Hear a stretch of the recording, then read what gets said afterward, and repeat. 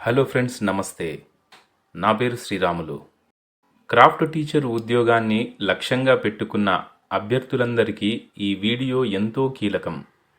ఇది కేవలం craft teacher ఉద్యోగాన్ని లక్ష్యంగా పెట్టుకున్న వారికి మాత్రమే కాదు, సూయింగ్ మరియు వీవింగ్ ఇన్స్ట్రక్టర్ ఉద్యోగాలకు ప్రిపేర్ అయ్యే అభ్యర్థులకు కూడా ఇది ఎంతో ముఖ్యమైనది.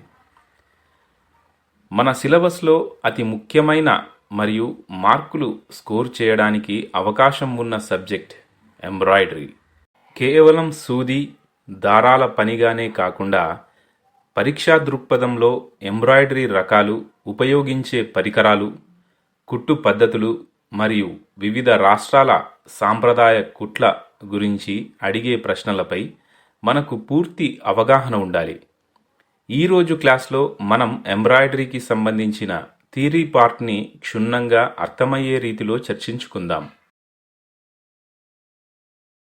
సూది, దారం ఈ రెండింటితో ఒక సాదా బట్టను అద్భుతమైన కళాఖండంగా మార్చవచ్చని మనందరికీ తెలుసు. రంగురంగుల దారాలతో మన ఊహలకు ప్రాణం పోసే అద్భుతమైన కళే ఎంబ్రాయిడరీ. ఈ అద్భుతమైన కళ గురించి తెలుసుకోవడానికి ఇక ఆలస్యం చేయకుండా క్లాస్లోకి వెళ్దాం.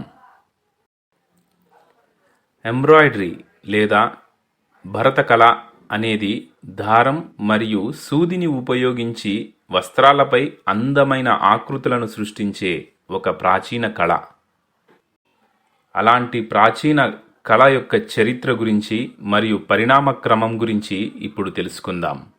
ఎంబ్రాయిడరీ కేవలం దుస్తులను అలంకరించే కళ మాత్రమే కాదు, అది మానవ నాగరికతతో పాటు కలిసి ప్రయాణించిన ఒక అద్భుతమైన సృజనాత్మక ప్రయాణం. దీని చరిత్ర మరియు పరిణామ క్రమాన్ని ఇప్పుడు కొంత తెలుసుకుందాం. ఎంబ్రాయిడరీ పుట్టుక ఖచ్చితంగా ఎప్పుడు జరిగిందో చెప్పలేం, కానీ పురాతత్వ శాస్త్రవేత్తలు క్రీస్తుపూర్వం 30,000 సంవత్సరాల క్రితమే చేతితో కుట్టిన అలంకరణలు ఉండేవని గుర్తించారు. ఆదిమ మానవులు జంతువుల చర్మాలను కలిపి కుట్టడానికి దారాల వలె నరాలు, సిల్క్ లేదా మొక్కల పీచులను ఉపయోగించేవారు. అది క్రమంగా అలంకరణగా మారింది. క్రీస్తుపూర్వం 3,500 సంవత్సరాల నాటికే చైనాలో పట్టుదారాలతో సున్నితమైన ఎంబ్రాయిడరీ చేసేవారు. డ్రాగన్ ఆకృతులు, పూల డిజైన్లు అక్కడ ఎంతో ప్రసిద్ధి.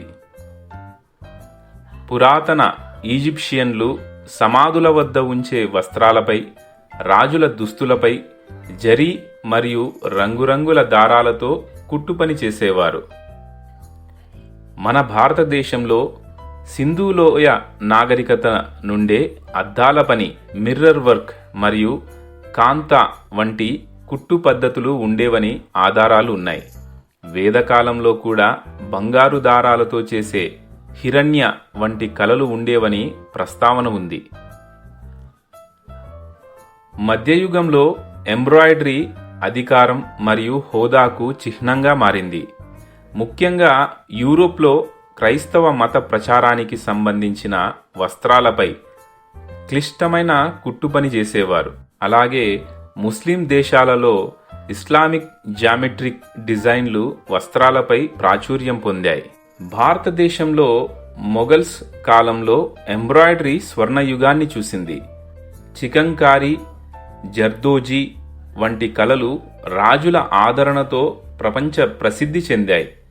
సున్నితమైన మక్మల్ బట్టలపై వెండి, బంగారు దారాలతో అద్భుతమైన డిజైన్లు రూపుదిద్దుకున్నాయి. పారిశ్రామిక విప్లవం తర్వాత అంటే 1880లో మొదటి ఎంబ్రాయిడరీ మిషన్ కనిపెట్టబడింది. దీనివల్ల భారీ ఎత్తున వస్త్రాల ఉత్పత్తి సులభమైంది. అయినప్పటికీ చేతితో చేసే కుట్టుపని, హ్యాండ్ ఎంబ్రాయిడరీకి ఉన్న విలువే వేరు. అది ఒక కళగా, గృహ పరిశ్రమగా కొనసాగుతూనే ఉంది. మధ్యయుగంలో యూరోప్లో 11వ శతాబ్దంలో బయోక్స్ టాపెస్ట్రీ వంటి ప్రసిద్ధ కళాఖండాలు రూపొందాయి. ఇది యుద్ధ చరిత్రను కుట్టుపని ద్వారా వివరించింది. మన దేశంలో సింధులోయ నాగరికత కాలం నుండే భారతదేశంలో ఎంబ్రాయిడరీ ఉనికిలో ఉంది అని తెలియజేసుకున్నాం.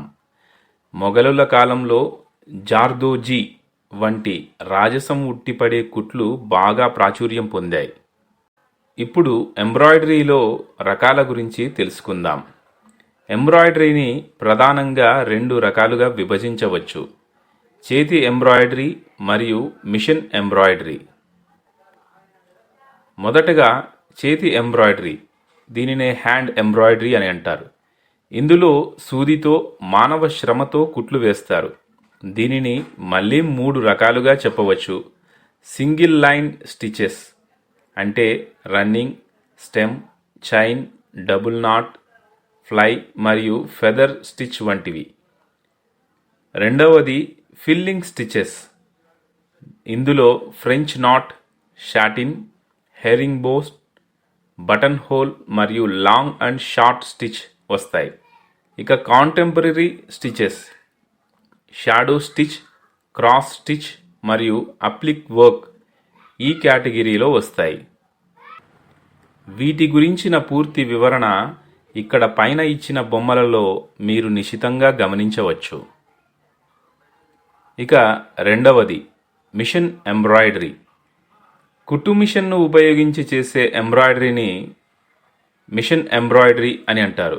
ఇందులో ముఖ్యమైనవి కోర్డింగ్, ఇందులో రన్నింగ్, రౌండ్, షాటిన్ మరియు హైలైట్ వర్క్ వస్తాయి.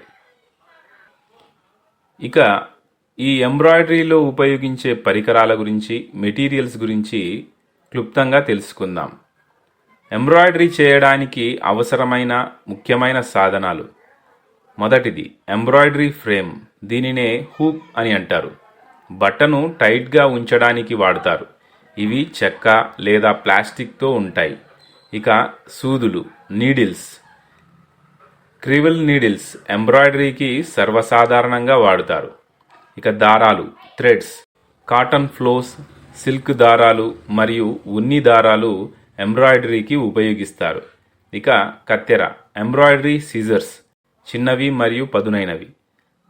Design transfer paper, carbon paper లేదా ట్రేసింగ్ పేపర్ను ఎంబ్రాయిడరీలో తరచుగా ఉపయోగిస్తారు. వీటిని కూడా ఇక్కడ ఇచ్చినటువంటి బొమ్మలలో మీరు గమనించవచ్చు. ఇప్పుడు మన భారతదేశంలోని ప్రసిద్ధ ప్రాంతీయ ఎంబ్రాయిడరీ పద్ధతుల గురించి తెలుసుకుందాం. బంజారా వర్క్, ఇది ఆంధ్ర మరియు తెలంగాణ ప్రాంతాలకు చెందినటువంటి ఒక ఎంబ్రాయిడరీ కళ. ఇందులో అద్దాల పని, మిర్రర్ వర్క్, క్విల్టింగ్ మరియు బీడ్ వర్క్ సుప్రసిద్ధి చెందినది.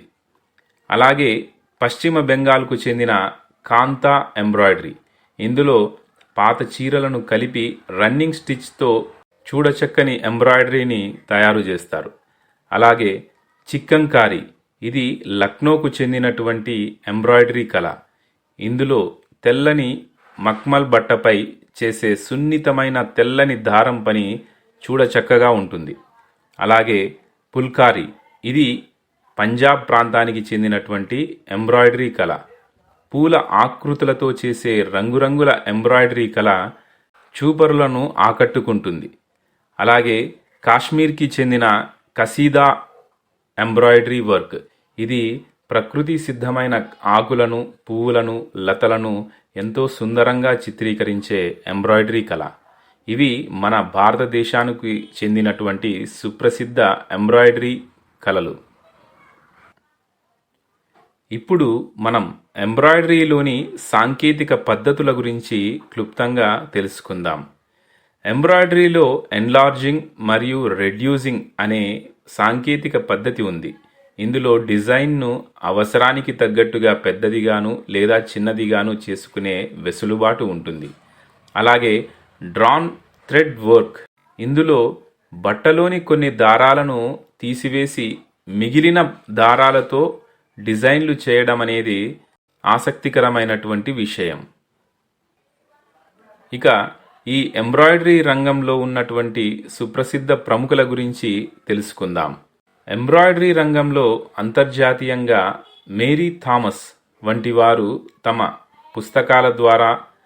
మరియు ఎంబ్రాయిడరీ ద్వారా కుట్ల రకాలను ప్రాచుర్యంలోకి తెచ్చారు. ఇక మన భారతదేశంలో లైలా తయ్యాబీ వంటి వారు హస్తకళల పునరుద్ధరణకు ఎంతో కృషి చేశారు. ఈ ఎంబ్రాయిడరీ రంగంలో వీరిద్దరూ సుప్రసిద్ధ ప్రముఖులు.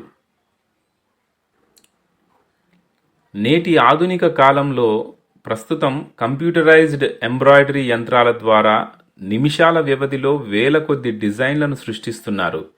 మరోవైపు సాంప్రదాయ ప్రాంతీయ పద్ధతులు బంజారా, పుల్కారీ, కషీదా వంటి ప్రపంచవ్యాప్తంగా ఫ్యాషన్ రంగంలో గుర్తింపు పొందుతున్నాయి. ఎంబ్రాయిడరీ అనేది కేవలం దారం, సూదిల కలయిక కాదు, అది ఒక జాతి సంస్కృతికి, ఆ ప్రాంత కళాకారుల ప్రతిభకు నిలువుటద్దం. సో చూశారుగా, ఎంబ్రాయిడరీ థియరీకి సంబంధించి పరీక్షల్లో అడగడానికి అవకాశం ఉన్న అతి ముఖ్యమైన అంశాలను ఇప్పుడు మనం చర్చించుకోవడం జరిగింది. మిత్రులారా, ఇక్కడితో మన ఎంబ్రాయిడరీ థియరీ క్లాస్ ముగిసింది. చివరిగా చిన్న మాట, ఒక వీడియో రూపంలో మీ ముందుకు ఈ సమాచారాన్ని తీసుకురావడానికి ఎంతో సమయం, శ్రమ పడుతుంది. నాకున్న వృత్తిపరమైన బాధ్యతలు, వ్యక్తిగత పనులు చూసుకుంటూనే మీలాంటి డిఎస్సి అభ్యర్థులకు ఉపయోగపడాలనే ఉద్దేశంతో నా సమయాన్ని కేటాయించి ఈ వీడియోలు రూపొందిస్తున్నాను. నేను పడుతున్న ఈ శ్రమకు మీరు ఇచ్చే అతిపెద్ద ప్రోత్సాహం కేవలం ఈ వీడియోని లైక్ చేయడం మరియు మీలాంటి తోటి అభ్యర్థులకు షేర్ చేయడం మాత్రమే. మీరు ఎంతగా సపోర్ట్ చేస్తే నాకు అంత ఎనర్జీ వస్తుంది. ఆ ప్రోత్సాహంతోనే మరిన్ని మెరుగైన క్లాసులను, మరిన్ని సబ్జెక్ట్ టిప్స్ను మీ ముందుకు తీసుకురాగలుగుతాను. మీరు ఇచ్చే ప్రతి లైక్, చేసే ప్రతి షేర్ నా కృషితో కూడిన ఈ ప్రయాణంలో నాకు వెన్నుముకగా నిలుస్తాయి. ఈ క్లాస్ మీకు నచ్చిందని భావిస్తున్నాను. మరిన్ని అప్డేట్స్ కోసం మన ఛానల్ని తప్పకుండా సబ్స్క్రైబ్ చేసుకోండి. Until that, signing off, Sriramulu. జై హింద్.